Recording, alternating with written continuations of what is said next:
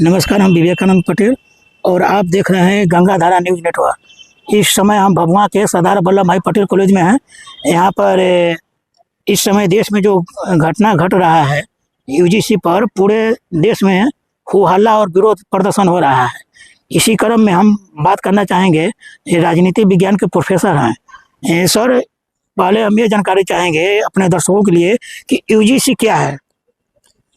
देखिए, यूजीसी का पूरा नाम है यूनिवर्सिटी ग्रांट कमीशन, विश्वविद्यालय अनुदान आयोग। यह जितने भी हायर एजुकेशन के हैं उसके लिए बजट बनाता है, उसकी फैसिलिटी देता है। उसके लिए इसको 1953 में लाया गया था, फिर इसको 1956 में लागू हुआ। वह देश के सभी हायर एजुकेशन विश्वविद्यालय में यह लागू है। जिस टाइम इस समय देश में पूरा बवाल मचा हुआ है, यूजीसी का जो नया गाइडलाइन है 2026, इसमें लोग पूरे परेशान हैं कि जो सामान्य वर्ग के लोग हैं सड़क पर उतरे हुए हैं। ये हम जानना चाहेंगे कि जो नया गाइडलाइन है उसमें क्या है, कितना प्रभाव पड़ेगा ओबीसी एससी पर।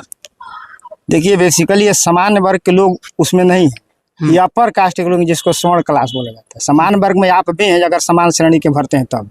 बेसिकली अपर कास्ट उसमें है जो इसका विरोध करे। वह खास करके वह तबका है जो इसको बढ़िया से नहीं जान पा रहा। ठीक है, यूजीसी रेगुलेशन 2026 क्या कहता है कि इसमें एससी, एसटी, ओबीसी, महिला, विकलांग और ईडब्ल्यूएस शामिल है। तो आप बताइए कि ईडब्ल्यूएस क्या है। ईडब्ल्यूएस में टोटल अपर कास्ट है, उसमें खास करके 95% ब्राह्मण है केवल, और गलत तरीका से सर्टिफिकेट बना करके उसमें समाहित है। तो यूजीसी रेगुलेशन एक्ट क्या है कि यह, जैसे कि सुप्रीम कोर्ट ने इस पर स्टे लगाया है, स्टे लगाने का वजह बता रहा है कि इसका दुरुपयोग होगा। और कौन सा ऐसा कानून है कि अब तक उसका दुरुपयोग नहीं हो पा रहा है। तो दुरुपयोग होने के डर से हम क्या करेंगे कि जो वंचित तबका है उसको कुचल दें, और जो इस पर जो आंदोलन खड़ा किया जा रहा है वो बेसिकली नासमझी है। और यह भी बताया जा रहा है कि जो इस तरह से ओबीसी और एससी एसटी के छात्र हैं, ये जो 2026 एक्ट आ जाता है तो उसमें लोग और सामान्य वर्ग के जो स्वर्ण कहा जाता है उन लोगों को परेशान करेंगे, उसका गलत इस्तेमाल किया जा सकता है। यह कितना तक ये सच है? अच्छा, ये बताइए कि जो वर्ग अपने जातीय के गुमान में हमेशा, तो उसका शोषण कभी आज तक देखे हैं कि किसी ब्राह्मण का कई दलित शोषण किया है जाति के नाम पर? इकोनॉमिकली वह खुदे कमजोर तबका है। तो इस तरह का जो भ्रांति फैलाई जा रही है, बस कुछ नहीं है, राजनीतिक एजेंडा है, जानकारी का अभाव में ये सब हो रहा है। जो ईडब्ल्यूएस है, जो कि विशेष वर्ग के लिए बनाया गया है, जिसमें विशेष लोग फ़ायदा ले सकते हैं आर्थिक रूप से कमज़ोर बता करके, तो क्या इसमें जो ओबीसी हैं, एससी एसटी हैं, उनको इसमें लाभ मिलना चाहिए कि नहीं? क्यों नहीं होना चाहिए? बिल्कुल मिलना चाहिए था। ये तो एक सोची समझी रणनीति थी उसमें। ये संविधान के पूरी तरह संविधान के खिलाफ है, क्योंकि संविधान में आपको 50% से अधिक आरक्षण देना ही नहीं था, लेकिन इसको अलग से संशोधन करके 10% दे दिया गया है। और 10% दिया है तो केवल अपर कास्ट के लिए, जनरल कास्ट में ये है। और खास करके पहले में मैं बता चुका हूँ कि इसमें अगर 100% अपर कास्ट है, समान वर्ग है, तो उसमें 95% केवल खास एक जाति के लोग रहते हैं। कॉलेजियत सिस्टम बार बार आता है, लोग इसको नहीं समझ पाते। कॉलेजियत सिस्टम क्या है? देखिए, कॉलेजियम सिस्टम शुरू में नहीं था, या संविधान में कॉलेजियम सिस्टम है नहीं। कॉलेजियम सिस्टम जब राजनीतिक दबाव के कारण जजों की नियुक्ति होने लगी, वरिष्ठता के सिद्धांत का हनन होने लगा, तब जाकर के 1982-83 में इस पर चर्चा होती है। और 1998 में जाके कॉलेजियम आता है कि जज की नियुक्ति जज के परामर्श से ही किया जाएगा। तो पहले इसको परामर्श कहा जाता था।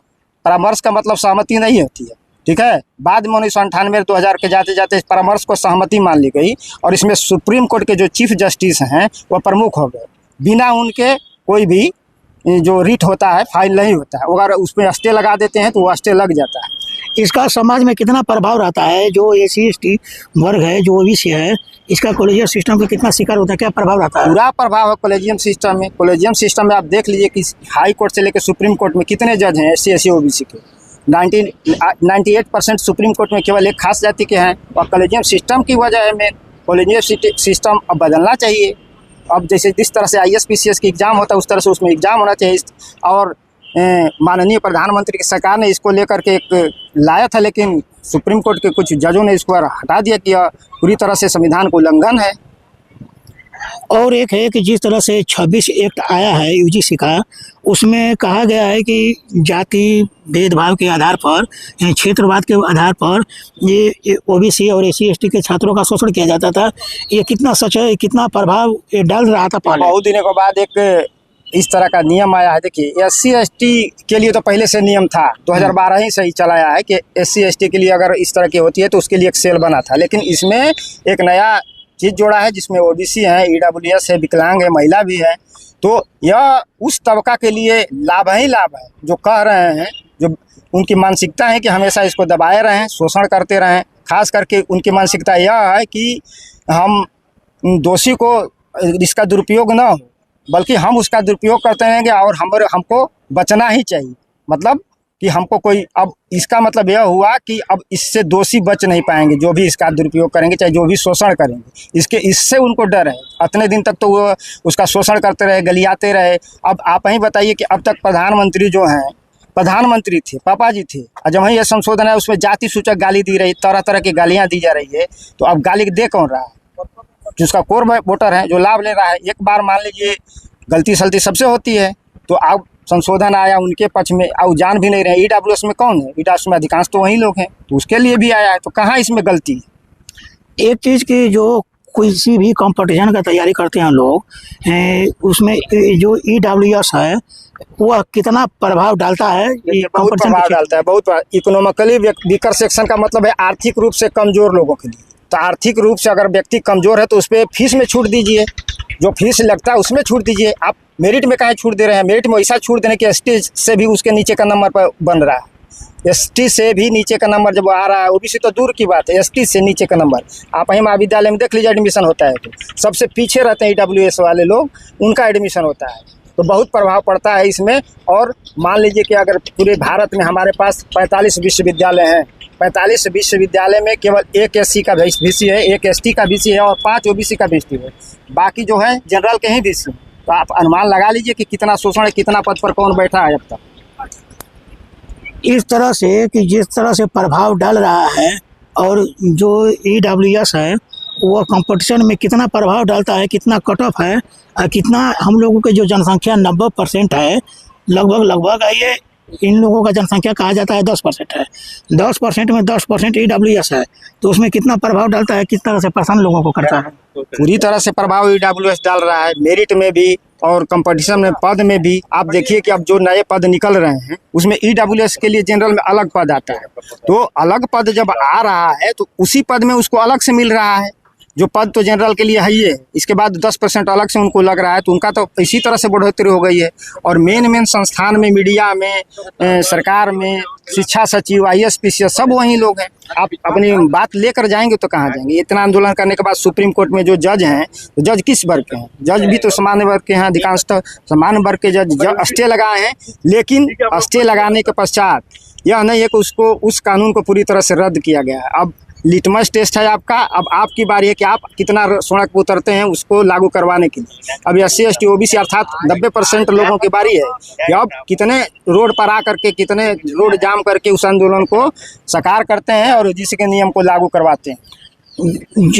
जो स्थिति आज देश में है, जो हम लोगों को OBC SC ST को कितना % आरक्षण मिलता है संवैधानिक तौर पर? देखिए, हमारे पास जो आरक्षण का प्रावधान है तो हमको 49% आरक्षण भी मिल रहा है, 27% OBC का आरक्षण है। लेकिन मध्य प्रदेश में देख लिए, अगर मध्य प्रदेश सरकार ने खाली कह दिया कि 27% आरक्षण हम देंगे और मिल रहा है 14%, तो बौखला गए वहाँ की जो भी राजनेता हो, चाहे जो भी वो लेवल के हों, जो उसका विरोध करते हो, बौखला जाते हैं।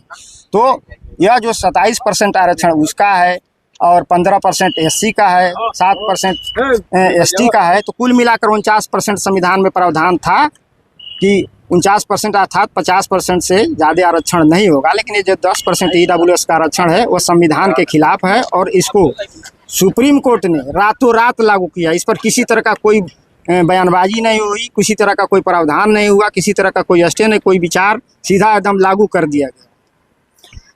जो आज के देश में, आज के समय में जो आरक्षण बना हुआ है, इसको क्या धोखा कर सकते हैं OBC SC के लिए?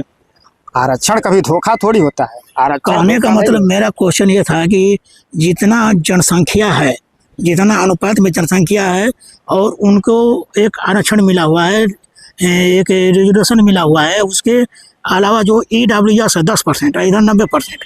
इसके बात पर जो आंकड़ा है, नहीं, आंकड़ा जो है तो आप आंकड़ा में जो जनगणना की बात होती है, जनगणना के बाद सरकार जनगणना करा ले, जनगणना कर ले, जिसकी जितनी हिस्सेदारी है उसकी उतनी भागीदारी निश्चित कर दे, बात खत्म हो जाएगी, कोई झगड़ा ही नहीं रहेगा उसको लेकर के, जिसकी जितनी हिस्सेदारी उसकी उतनी भागीदारी।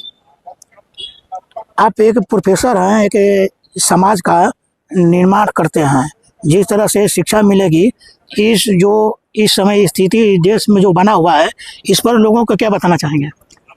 जो इस समय शिक्षा व्यवस्था है पूरी तरह से पूंजीपतियों के हाथ में शिक्षा व्यवस्था, ऐसा नहीं है कि पूंजीपतियों के हाथ में। अब जो बहुजन तबका है उसका उत्तरदायित्व तो बनता है कि आपस में मिलजुल करके इस आंदोलन को या अपने बच्चों को पढ़ाई लिखाई इस बात को बताए, क्योंकि जो अपर कास्ट है वह पॉलिटिकली, सोशली, इकोनॉमिकली तीनों तरफ से स्ट्रांग है, लेकिन बहुजन तबका जो है केवल राजनीतिक अधिकार लिया, अभी उसका इकोनॉमिकली और सोशली बेनिफिट नहीं हो पा रहा, उसको सोशली रूप से वो इतना स्ट्रोंग नहीं है कि समाज को जागरूक कर सके। अब धीरे धीरे जागरूक हो रहा है, जब जागरूक हो जाएगा तो खुद आज जो आंदोलन, आज जो चीज़ें स्थापित हो रही है, बताई जा रही है, वो जान रहा है, इसको अपने समाज में फैलाना है कि ये चीज़ें ऐसे होती है, केवल पढ़ने लिखने से नहीं होता है कि नौकरी पा लेना और टीवी में मस्त हो जाना, समाज के काम में भी कुछ आगे आए वो लोग और समाज को जागरूक करें, तब जाकर हमारा समाज आगे बढ़े।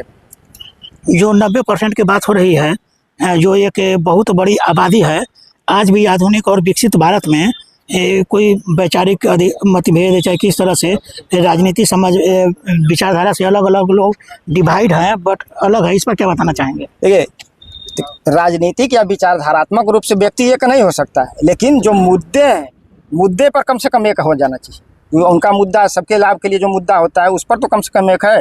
अभी हाल फिलहाल में देखिए कि जितने मीडिया कर्मी हैं जो अपने को सामाजिक न्याय के अधिकारता मानते हैं, जब वही UGC आए सब बिल बिला के बाहर आ गए, जातिवादी मानसिकता सबके सामने आई, चाहे कुमार विश्वास हो, चाहे शुभंकर जी हो, चाहे देशपांडे जी हो, जितने भी हो, चित्रा त्रिपाठी हो, जितने एंकर हैं सब बाहर आ गए अपने पक्ष में लेने के लिए, सब अपना जाति दिखा दिया कि मैं ये हूँ, मैं वो हूँ। अभी राष्ट्रपति ने अपना विज्ञान दिया तो चित्रा त्रिपाठी करें कि कभी कभी जनरल वालों पर भी बोल देना चाहिए। तो ये मानसिकता इन लोग की पहले से है कि पहले से किस तरह से इनको दबाया जाए, आर्थिक रूप से नहीं, सोशली रूप से भी आप कितना हो मजबूत हो जाए, लेकिन जो हिंदू राष्ट्र की कल्पना है, हिंदू राष्ट्र की कल्पना ये देश स्वीकार नहीं करता है। हिंदू राष्ट्र में साफ साफ है कि ब्राह्मण राष्ट्र, जिसमें ब्राह्मण, क्षत्रिय, वैश्य, शूद्र की कल्पना की गई है, और जो दलित है वो तो अति शूद्र है, उसको चारों में से कहीं नहीं। तो यह कल्पना है और वही चाहते हैं लोग कि यहीं हम बरकरार रखें। लेकिन अब बहुजन समाज जाग चुका है, इसका आंदोलन होगा, विरोध होगा। हम लोग भी UGC के समर्थन में है, पूरी तरह से समर्थन में। आप सुन रहे थे पॉलिटिकल साइंस के प्रोफेसर थे, और सर नाम बता दीजिए क्या है? डॉक्टर केशव प्रसाद भारती, राजनीति विज्ञान विभाग, और मैं विभागाध्यक्ष हूँ SVP कॉलेज राजनीति विज्ञान विभाग का। आपको शुक्रिया ये सब चीज़ें करने के लिए, आप हमेशा तत्पर रहिए जानने के लिए, और लोगों से अपना व्यू लेते रहिए और इसको और बढ़ाइए, इसके लिए धन्यवाद। देखिए, राजनीति विज्ञान के प्रोफेसर थे सरदार वल्लभ भाई पटेल कॉलेज के केशव प्रसाद जी, जो इस एक एक चीज़ों को बेबाकी से बताए हैं। और ये गंगाधारा न्यूज नेटवर्क के साथ विवेकानंद पटेल की रिपोर्ट। खबर देखने के लिए धन्यवाद। कृपा करके सब्सक्राइब करें गंगाधारा न्यूज नेटवर्क को।